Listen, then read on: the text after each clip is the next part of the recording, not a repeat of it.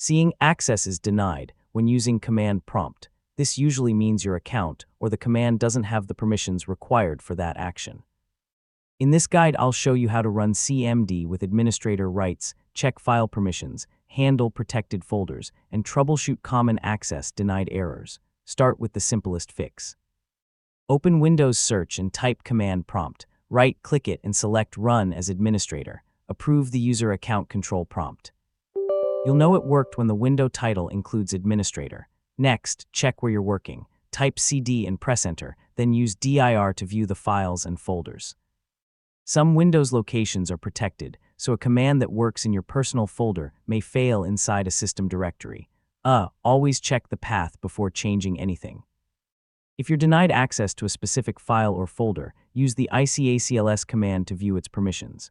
For example, icacls, :C:\, example folder, The results show which users and groups have access. This can help you understand why a command is being blocked. Sometimes access is denied because another program is using the file. Close applications that might be accessing it, then try the command again. If you're working with system files, don't force changes unless you know exactly what the file does. Some files are protected for a reason. Also make sure you're using the right command for the task. Some operations require administrator privileges, while others don't.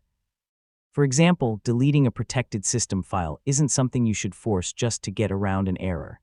If a command modifies Windows, stop and verify what it does first. If administrator CMD still can't access something, Windows security, corrupted permissions, or system problems could be involved. Run a security scan and consider using sfc/scannow to check protected Windows system files.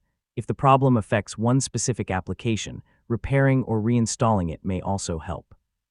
And that's how to troubleshoot access denied errors in command prompt.